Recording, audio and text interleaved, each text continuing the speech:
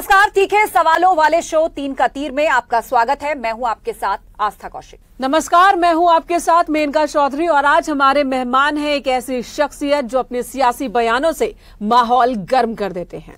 नमस्कार, मैं हूं आपके साथ अंशिका पाठक। हमारे साथ मौजूद हैं सुबह सपा के अध्यक्ष ओम प्रकाश राजभर। और चलिए सवालों की शुरुआत करते हैं। सवाल पहले यही ओपी राजभर जी, आप बाजा बजाने में बड़ा एक्सपर्ट हैं। आप बार बार कहते हैं बाजा बजा दूंगा, तो ये बताइए 2024 में और घोसी में किसका बाजा बजाने वाले हैं? कि 2024 में उत्तर प्रदेश में 80 लोकसभा सीटें हैं। 80 लोकसभा सीटों में पिछले चुनाव में 2019 में सपा और बसपा मिलकर चुनाव लड़े, तब भी बीजेपी अकेले 64 सीटें जीत ली थी। हम जिस इलाके में आते हैं जहां हमारा बड़ा प्रभाव है, उस इलाके में 6 सीटें बीजेपी हारी थी, तो वो 6 इसमें जोड़ दीजिए तो 70 हो जाता है। बचती हैं 10 सीटें, तो 10 सीटों में भी ये दोनों अलग अलग लड़ रहे हैं जो कल तक एकजुट थे, तो यहां भी कोई लड़ाई नहीं रह गई है। तो यूपी के तो 24 का चुनाव 80 की 80 सीट बीजेपी एनडीए जीतने जा रहा है।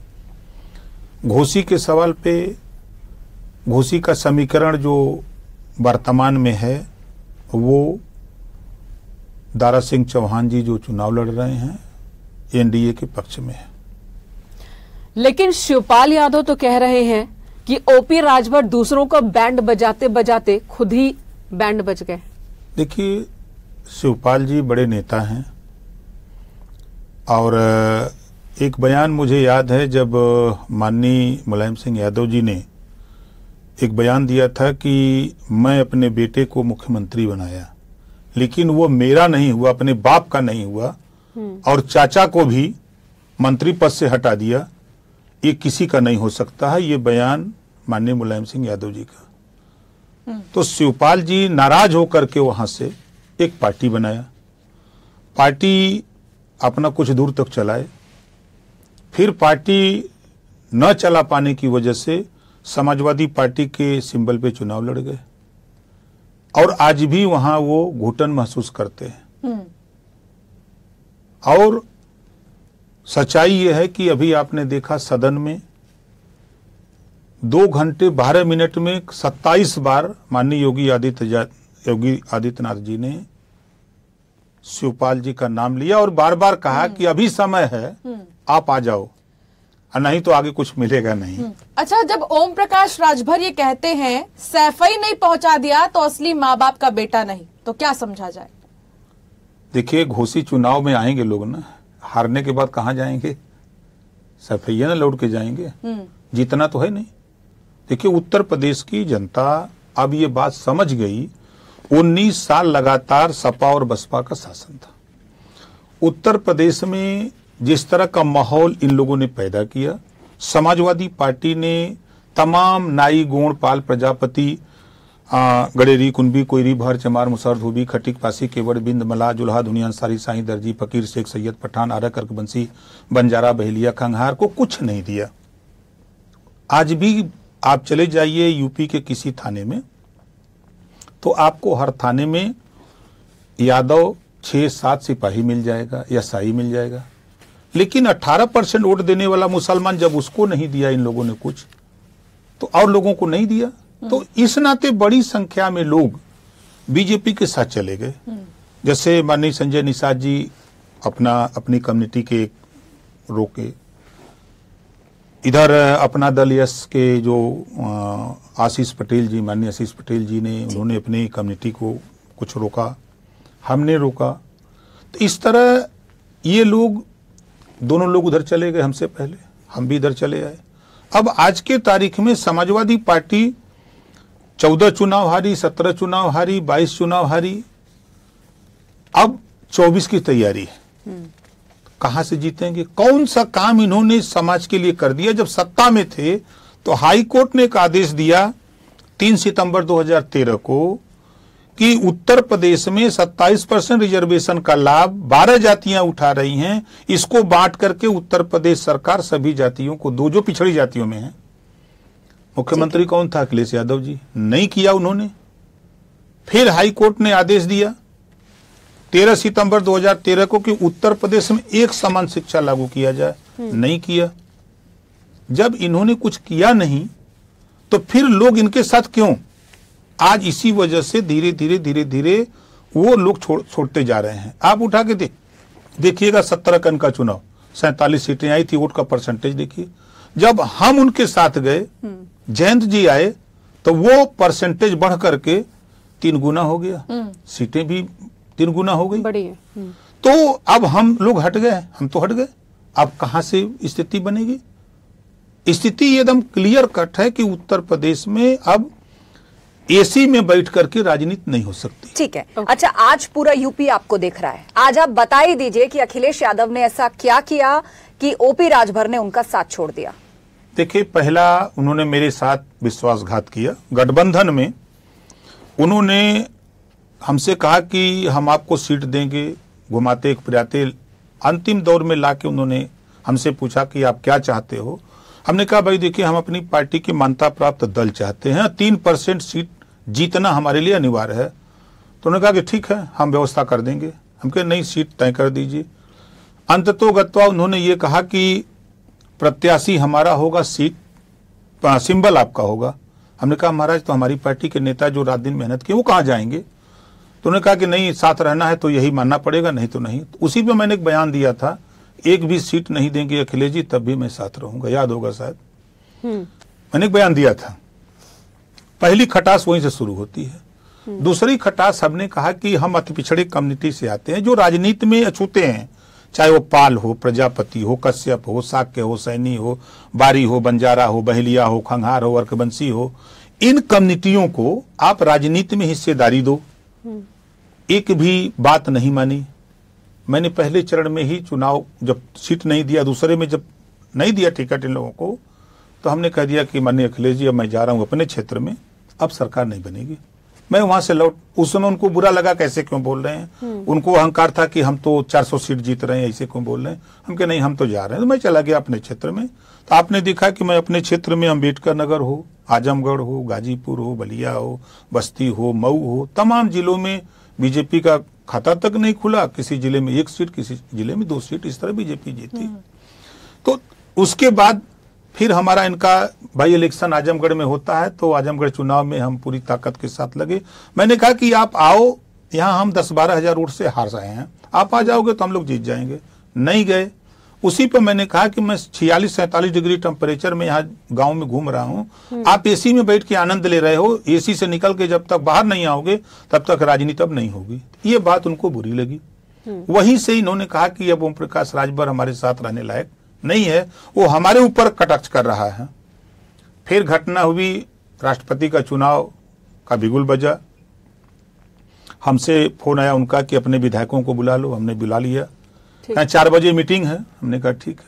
फिर 1 घंटे बाद फोन आता है कि अपने विधायकों से कह दो चले जाएं, और दूसरे दिन मीटिंग होगी। उसी दिन 4 बजे फिर जयंत चौधरी जी आते हैं, मीटिंग होती है, प्रत्याशी उनके आते हैं, और प्रेस होती है, घोषणा हो जाती है। फिर हमने जब ये देखा टीवी पर तो मैंने फोन किया, तो उन्होंने हमसे कहा कि आप जहां जाना चाहो स्वतंत्र हो। यानी कि उन्होंने बार बार धोखा दिया। हाँ। बार बार धोखा दिया। ठीक है, लेकिन एक सवाल बनता है, पहले बीएसपी के साथ, फिर बीजेपी के साथ, फिर एसपी के साथ, वापस बीजेपी के साथ, ओपी राजभर का हृदय परिवर्तन बार बार होता है। देखिए, दुर्भाग्य इस देश में है कि कमजोर के ऊपर उंगली सब लोग उठाते हैं। समाजवादी पार्टी बहुजन समाज पार्टी से समझौता किया 1993 में। क्या क्या दुर्गति किया समाजवादी पार्टी ने बहुजन समाज पार्टी में। विधायकों को लतियाते मारते घसीट घसीट के ले गए। उसके बाद भी लंबे समय के बाद फिर बसपा से गठबंधन सपा का हुआ। दूसरी बार कांग्रेस से भी गठबंधन हुआ, सपा बसपा का। बसपा का बीजेपी से 2-2, 3-3 बार गठबंधन हुआ सरकार बनाने के लिए। बड़े लोग बड़ी पार्टियां करती हैं तो वो रासलीला दिखता है, छोटी पार्टियां करती हैं गठबंधन तो करैक्टर ढीला दिखता है। सवाल ये कि चुनाव के पहले ही आपका हृदय परिवर्तन क्यों होता है? देखिए, छोटी पार्टियों की मजबूरी है, हमारी ही नहीं, छोटी पार्टियों की मजबूरी है कि वो बड़ी पार्टी के साथ गठबंधन नहीं करेगा तो वो चुनाव नहीं जीत सकते उनके नेता। ये मजबूरी है। और बड़ी पार्टियों की मजबूरी अब ये पैदा हो गई है कि छोटी पार्टियों की वोट के बदौलत वो नहीं सरकार बना सकते। ये भी दोनों बातें हुए हैं। तो छोटी पार्टियों की बड़ी मजबूरी है, बड़ी पार्टियों की और बड़ी मजबूरी है। ठीक है, आपने आरोप लगाया कि सीट बंटवारे को लेकर अखिलेश यादव ने आपको धोखा दिया, कैसे? देखिए, जैसे उन्होंने हमको 16 सीटें दिया, 16 में हमने कहा कि भाई देखो हम तो अपनी पार्टी से लड़ेंगे। बड़ा लड़ते झगड़ते हमने प्रदेश अध्यक्ष की सीट फाइनल करवा पाई अपना और अरविंद का 4 सीटें। शेष सीटों पर उनके प्रत्याशी आज भी आप चले जाइए जफराबाद, जगदीश नारायण राय, सपा का झंडा आज भी लगा के चलते हैं। बेशक हमारी पार्टी से विधायक है, दूधराम उनकी पार्टी के प्रत्याशी है, विधायक हमारी पार्टी से हैं। जो लोग हारे वो लोग आज समाजवादी पार्टी का झंडा लगा के समाजवादी पार्टी में है। ये प्रमाण है उसका। सदन में आपने अखिलेश यादव के लिए कहा मेरे अंगने में तुम्हारा क्या काम है, ये गाना आपने क्यों चुना? जब उन्होंने सदन में उस चुनावी जुमले को सुनाया गाने को, तो ये चल सन्यासी मंदिर में, तो उन्होंने ही सवाल खड़ा किया कि इसके आगे की लाइन सुनाओ। तो और उन्होंने सिर्फ यही बाउंडेशन दिया, क्योंकि सदन की गरिमा होती है कि सिर्फ गाना गाएंगे। तो मेरे दिमाग में बात आई कि जो पीडीए की बात ये करते हैं, पिछड़े दलित अल्पसंख्यक की बात करते हैं, उनको हिस्सा तो देते नहीं। सरकार में थे तो हिस्सा दिए नहीं, और जब हिस्सा नहीं दिए तो बड़ी संख्या में लोग बीजेपी के साथ, एनडीए के साथ चले गए। अब बचे हुए लोग हैं, तो 22 के चुनाव में उन लोगों ने गाना गा दिया कि मेरे अंगने में तुम्हारा क्या काम है। अच्छा, आपने ये भी कहा अखिलेश यादव पर, आपका ये बयान बहुत फेमस हुआ, अभी भी आपने जिक्र किया कि आपने उन्हें सलाह दी कि एसी कमरों से बाहर निकलकर सड़क की राजनीति कीजिए, थोड़ा पसीना बहाइए। देखिए, हमारी बात काहे को मानेंगे, वो तो कहते हैं हमको सलाह की जरूरत नहीं। जब किसी पत्रकार साथी ने उनसे पूछा कि ओम प्रकाश राजभर ने कहा कि एसी से निकल करके जनता के बीच में जब तक आप नहीं जाएंगे तब तक पार्टी ग्रोथ नहीं करेगी, तो उन्होंने कहा कि मुझे किसी की सलाह की जरूरत नहीं है। देखिए, कारण हम गांव के रहने वाले लोग हैं। गांव में अगर कोई नवासा पा जाता है तो पूरे गांवों को नहीं रहने देता है। पहली बात, ये विरासत में पाए हुए लोग हैं। पिताजी की मेहनत परिश्रम की कमाई हाथी में मिल गई है, तो ये जाके पैर फटे बेवाई सो ही जाने पीर पर आई।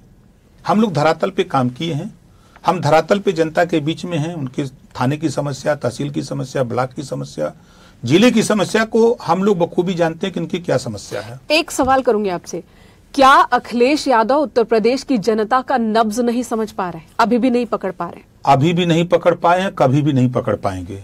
अब उत्तर प्रदेश की जनता ने मन बना लिया है कि 4 बार समाजवादी पार्टी की सरकार रही है। 4 बार में नाई, गोंड, पाल, प्रजापति, कुम्हार, बिंद, कीवट, मल्ला, राजभर, आरा, कर्गबंसी, बंजारा, बहेलिया, खंगारी, बड़ा वोट होता है, खिलवाड़ वोट नहीं है। एक एक विधानसभा में ये 1.5 लाख, 1.25 लाख, 2.25 लाख वोट हो जाता है। इसको उन्होंने कुछ नहीं दिया, ये वोट साथ छोड़ दिया। अब ये वोट अलग अलग खेमे में चला गया, और इसीलिए बिछड़े सभी बारी बारी। अखिलेश यादव का साथ आखिर क्यों छोड़ देता है सहयोगी दल? वो यूज एंड थ्रो, हाँ, पकड़ो, उपयोग करो, छोड़ दो। आरोप मैं मान लेता हूं ओम प्रकाश राजभर गलत है, कांग्रेस पार्टी भी गलत है, बसपा भी गलत है, आपके लोकदल भी गलत है, खाली वही सही है और सब लोग गलत है। ये प्रमाण है ना। हम कहते हैं मैं गलत हूं। 2 बार आपने बसपा से गठबंधन किया, रिजल्ट भी बसपा ने, वोट भी दिया, रिजल्ट भी दिया। उसके बाद क्या किया आपने? शायद बसपा गठबंधन नहीं किया होता तो आज वो मुख्यमंत्री अखिलेश जी नहीं हुए होते उत्तर प्रदेश में। वही गठबंधन की देन है कि दोनों पार्टियां आगे बढ़ी। तो मकसद हमारा कहने का मतलब कि ये साथ लेके नहीं चलते, सबको साथ चुनाव के बाद छोड़ दे रहे हैं, चुनाव के बाद छोड़ दे रहे हैं। उसी के शिकार तो हम भी हैं। आपने कहा अखिलेश ना तो पिछड़ों के हैं, ना दलितों के हैं, ना अल्पसंख्यकों के हैं, मतलब अखिलेश यादव का जो पीडीए फॉर्मूला है वो फेल है। क्या आधार है इस बात को कहने का? अभी अभी घोषित चुना हुआ पीडीए का वो परिभाषा बताते हैं, पिछड़ा दलित अल्पसंख्यक, टिकट किसको दिया? परिभाषा बताते हैं, पीडीए की बात करते हैं, टिकट किसको दिया उन्होंने? सामान्य वर्ग को। किस मुंह से पीडीए की बात करते हैं? हम तो जब इन्होंने पीडीए की परिभाषा बताया तभी मैंने कहा था कि सामान्य वर्ग को इनका साथ छोड़ करके अपने घर चले जाना चाहिए था, इनके साथ नहीं रहना चाहिए था।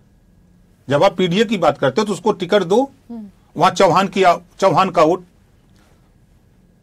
55,000 चौहान का वोट, 65,000 राजभर का वोट, निषाद का करीब 35,000 वोट, आप मौर्या का वोट करीब 25,000, आप इन लोगों को नहीं खोज रहे हो।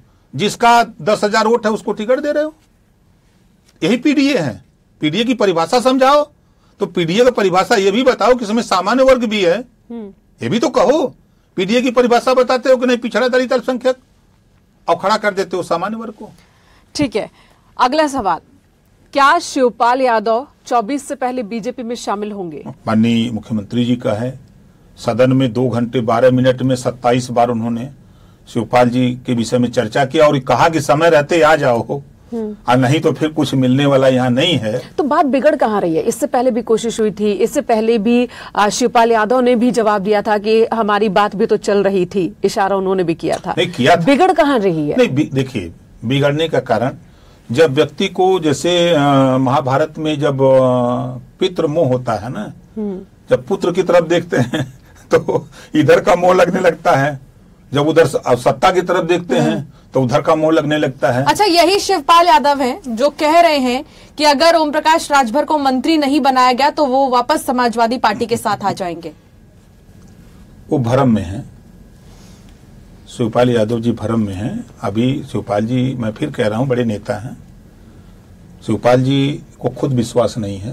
उन्होंने पार्टी बनाई, पार्टी बना करके और समाजवादी पार्टी के सिंबल पर चुनाव लड़े। हजारों लोगों को धोखा दिया शिवपाल जी ने। जो समाजवादी पार्टी से नाराज लोग थे वही लोग शिवपाल जी के साथ खड़े हुए, और शिवपाल जी ने हजारों लोगों को छोड़ करके चले गए कहां? समाजवादी पार्टी में। अच्छा, घोसी सीट पर दारा सिंह चौहान वर्सेस सुधाकर सिंह, कौन किस पर भारी? देखिए, वहां लड़ाई न दारा चौहान की है न सुधाकर जी की है। वहां लड़ाई एनडीए बनाम यूपीए का है वहां, और एनडीए यूपीए तो अब है ही नहीं। अभी तो हम यूपीए ही जानते हैं। नहीं, INDIA है ना। नहीं, वो तो ईस्ट इंडिया कंपनी है। अच्छा, आपके खिलाफ घोसी में एक तरह से बगावत हो गई है। वहां पर सुहेल देव स्वाभिमान पार्टी, उन्होंने अरविंद राजभर को समर्थन दे दिया है, खड़ा कर दिया चुनावी मैदान में। पर्चा खारिज हो गया, पर्चा भरने का शऊर नहीं है। ये देखिए, जो नाराजगी आपने पूछा हमसे, चुनाव के समय ही इन्होंने हमारे खिलाफ एक पार्टी बनाने की तैयारी की अखिलेश जी ने। संजोग से इन्होंने डेट दिया था 10 तारीख को, 6 तारीख को सूचना जारी हो गई। ये मामला पेंडिंग हो गया। चुनाव के बाद फिर इन्होंने बुलाया, प्रमाण भी मैं आपको दे दूं, अखिलेश के चेंबर में जाकर के और बैठ करके बातचीत करना, वीडियो और ऑडियो सारी चीज मैंने रिकॉर्ड इकट्ठा किया। मैंने 2 बार अखिलेश जी से भी कहा कि अगर आपको मेरी जरूरत नहीं हो, आपकी कोई पार्टी बनवाना चाहते हो तो बनवा लो, मुझे छोड़ दो। कहने नहीं, ऐसी कोई बात नहीं। मैं उनको वीडियो दिखाया, ऑडियो दिखाया, तो कहीं आपको कहां से मिलता है? हमके जहां आप बोलते हो वहीं से मिलता है। तो सारी चीजें उन्होंने पार्टी बनवाई।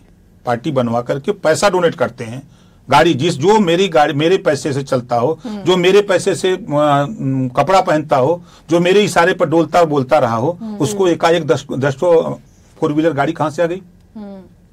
कहां से गाड़ी आ गई? चलने के लिए, एक दिन चलने के लिए कम से कम 1,000 रुपए, तेल का 10,000 रुपए कहां से आ रहा है?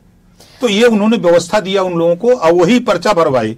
इसने पर्चा भरवाई कि ओम प्रकाश राजभर को कमजोर करो, और ऊपर वाली की ऐसी माया है कि पर्चे में खारिज हो गया। ठीक है, ओम प्रकाश राजभर जी, आप इंडिया अलायंस को, इंडिया गठबंधन को यूपी में कितनी बड़ी चुनौती मानते हैं? अब आप बताइए, केसीआर आके यूपी में कई वोट दिलाएंगे तमिलनाडु से, ममता जी बंगाल से आके कई वोट दिलाएंगी, लालू जी बिहार से आके कई वोट दिलाएंगे। अकेले लड़ना है अखिलेश जी को? राहुल गांधी फिर से अमेठी से चुनाव लड़ सकते हैं? लोकतंत्र है, स्वतंत्र है, सब लोग आजाद हैं, लड़ सकते हैं। लड़ने में क्या दिक्कत है? लड़े। तो यूपी में 2 लड़कों वाला फॉर्मूला एक बार फिर चलेगा? नहीं चलेगा। पहली बार की तरह फ्लॉप हो जाएगा। देखिए, आप समझ लीजिए कि 64 सीटें जब बसपा और सपा मिल के लड़े तब बीजेपी ने 64 सीटें जीती। अब दोनों अलग हैं। 6 सीटें जो हारी बीजेपी हमारे इलाके में हारी, जहां हमारा बड़ा करीब वहां 12%, 16%, 18%, 20%, 22% अकेले वोट एक पार्लियामेंट में है। लेकिन अब राहुल गांधी बदल गए हैं। नहीं, बदल गए, बता तो रहा हूं, बदल गए हैं। धरातल पे कहा है? 6 सीटें जो हारे हैं वो 64, 6, 70 तो यही हो गया। 10 सीटों में ये दोनों अलग अलग लड़ रहे हैं, तो दोनों नहीं जीते। चर्चा है कि मायावती 2024 में एनडीए के साथ आकर लड़ेंगी चुनाव। भाई हमको तो नहीं पता है, हमको नहीं जानकारी है। जयंत चौधरी एनडीए के साथ आने वाले हैं क्या? बातचीत तो कम सुन तो रहे हैं कि बातचीत हो रही है, चर्चा चल रही है। और इस बार भी क्या पश्चिमी यूपी में अखिलेश मुस्लिम वोट बैंक को इकट्ठा कर पाएंगे? नहीं कर पाएंगे। क्यों बिखर जाएंगे वो मुस्लिम बिल्कुल वोट? बिखर जाएगा। 22 में तो उन्होंने साथ दिया। ओम प्रकाश राजभर थे, लोगों को विश्वास हुआ कि नहीं अब सरकार बन जाएगी, इस नाते सबसे ज्यादा वोट 22 के चुनाव में मुसलमानों ने दिया है। अब ये मुसलमान कहाँ जाएंगे ये? अब तो देख रहे हैं तो बड़ी संख्या में लोग बीजेपी के साथ भी जा रहे हैं। एक सवाल अब आपसे जुड़ा, आपका मंत्री बनना तय माना जा रहा है, कौन सा विभाग मिलने वाला है आपको? देखिए विभाग तो नहीं बता सकता, लेकिन मंत्री बनना तय है। अब चुनाव घोषित का बीत जाए तो उसकी तारीख भी तय हो जाएगी। आप कहते हैं कि ओबीसी आरक्षण को 3 भागों में बांट देना चाहिए। देखिए हम माननीय नरेंद्र मोदी जी देश के प्रधानमंत्री हैं, उन्होंने रोहिणी आयोग का गठन किया इसी उद्देश्य से कि जो 27% रिजर्वेशन है, इस जिन जातियों को नहीं मिला है राष्ट्रीय स्तर पे इसको बांट करके सबको दिया जाए। अच्छा, इस बार राजभर जाति को एसटी में शामिल करने के लिए योगी सरकार की ओर से केंद्र को प्रस्ताव भेजा गया है। इस संबंध में माननीय मुख्यमंत्री जी से हमारी बात हुई, तो उसमें पिछले जो आदेश हुए तो उस पर बात हुई, तो 17 जिलों का सर्वे हुआ। सर्वे के बाद रिपोर्ट आ गई, तो फिर कोर्ट ने कहा कि ये सर्वे रिपोर्ट जो आई है, अब क्या दिक्कत है, इसको जल्दी लागू किया जाए, भेजा जाए प्रस्ताव। तो फिर मैंने मुख्यमंत्री जी से 20 तारीख को मिला था पिछले, तो मुख्यमंत्री जी ने आदेश दिया, तो वो फिर शोध संस्थान को गया है, कार्रवाई चल रही है। 2 महिलाओं का नाम लेने जा रही हूं जो इन दिनों सबसे ज्यादा चर्चा में है। सीमा हैदर पाकिस्तान से नोएडा आ गई और अंजू यहां से पाकिस्तान चली गई। उस पर देश चर्चा कर रहा है, आपकी राय सीमा और अंजू पर? पाकिस्तान से कोई आ गया या यहाँ से कोई वहां चला गया, हम उस पर चर्चा करने से प्रदेश और देश को क्या मिलेगा? चलिए ठीक है। स्वामी प्रसाद मौर्य रामचरितमानस की चौपाइयों का अपमान करते हैं, बद्रीनाथ धाम पर सवाल उठाते हैं। देखिए मुझे उनकी बात पर हंसी आती है। 4 बार बहुजन समाज पार्टी में मिनिस्टर थे, तब ना तो रामचरितमानस याद आया, ना बौद्ध मंदिर याद आया। फिर उसके बाद उन्होंने बसपा छोड़ा, बीजेपी में आए, 5 साल मंत्री थे। फिर 5 साल में न रामचरितमानस की चौपाई याद आई, ना उनको कोई मंदिर बौद्ध मंदिर याद आया। सत्ता से जब ये बेदखल होते हैं नेता, तब इनको सारी चीजें याद आने लगती हैं। तो ये सिर्फ समाजवादी पार्टी को रसातल में पहुंचाने के लिए वहां जाके बयान दे रहे हैं। स्वामी प्रसाद मौर्य के बयान पर अखिलेश यादव कुछ क्यों नहीं बोलते? वो जानते हैं कि ये जब तक कि हमको नाश नहीं कर देगा तब तक इसको हम छोड़ेंगे नहीं। उनको रसातल में तो क्या अखिलेश यादव के कहने पे स्वामी प्रसाद मौर्य बयान देते? अब वो लग तो ही रहा है। आपने देखा कि जब उन्होंने रामचरितमानस की चौपाई पे बयान दिया तो उनकी पार्टी में 2 फाट हो गया। खुल करके लोग आकर के बोलने लगे कि स्वामी के खिलाफ, उसमें दखल अंदाजी देना पड़ा कि अखिलेश जी को कि नहीं है, इस बयान से हम लोगों को कोई लेना देना नहीं है, इस तरह के बयान न दिए जाए। ठीक है, स्वामी प्रसाद मौर्य आपको 72 छेद वाली छलनी कहते हैं।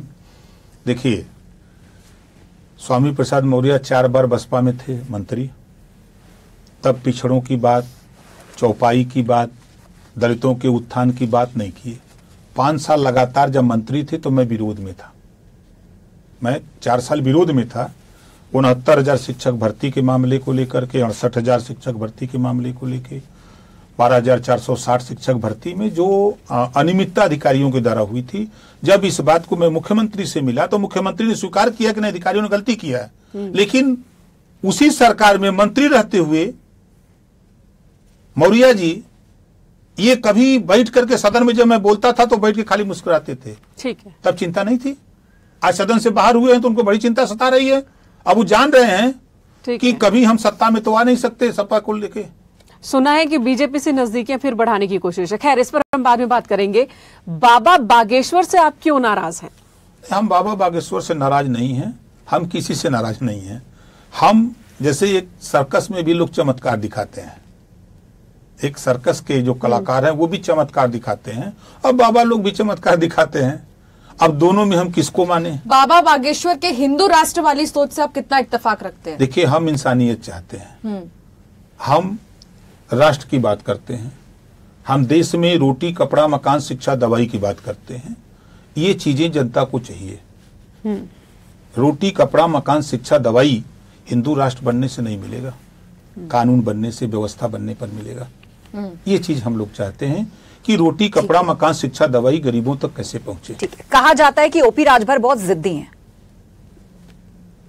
छोटे थे तब से जिद्दी हैं। जब वो खाना वाना नहीं माँ बाप टाइम से देते थे तो जिद करते थे। तो अभी जब हिस्सा नहीं मिलता है तो जीत करते हैं। एक डायलॉग है, गब्बर ने कहा था कि जो डर गया वो मर गया। क्या आपने उसे अपना लिया है, इसलिए बेबाक बयानबाजी करते हैं? नहीं, हम तो देखिए, तो दो चीजें हैं आपके सवाल पे, दो चीजें हैं जिनको सदियों से डरा के, धमका के, चमका करके रोका गया है कि बोले न, अपने हक की बात न करे। तो उनका मनोबल बढ़ाने के लिए जब मैं माइक पर जाता हूं तब गब्बर सिंह का डायलॉग उनको सुनाता हूं। बुलडोजर एक्शन पर आप क्या कहेंगे?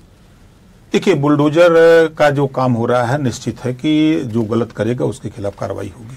ओपी राजभर जी, अब वक्त हो गया हमारे रैपिड फायर राउंड का। एक नाम हम आपके सामने रखेंगे और उस नाम के बाद एक वाक्य के अंदर आपको अपना उस पर रिएक्शन देना है। तो पहला नाम आपके सामने है प्रधानमंत्री मोदी।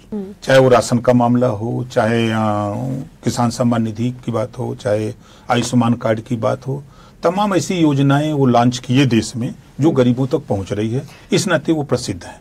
अगला नाम है गृह मंत्री अमित शाह। देखिए, वो मास्टर माइंड है। मुख्यमंत्री योगी आदित्यनाथ। सबसे मेहनत का परिश्रम और जनता के बीच में जाने वाले मुख्यमंत्री हैं। अखिलेश यादव। एसी में बैठ करके राजनीति करने वाले नेता। शिवपाल यादव। बड़े नेता हैं, धरातल पे काम करके तब नेता बने। राहुल गांधी। विरासत में राजनीति पाए हैं। प्रियंका गांधी। विरासत की राजनीति। मायावती।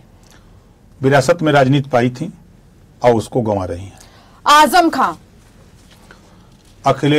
मुलायम सिंह जी के कृपा से नेता बने थे। असदुद्दीन ओवैसी। बड़े नेता हैं, अपने समाज के उभर रहे हैं। स्वामी प्रसाद मौर्य। दगे हुए कारतूस हैं। ज्ञानवापी।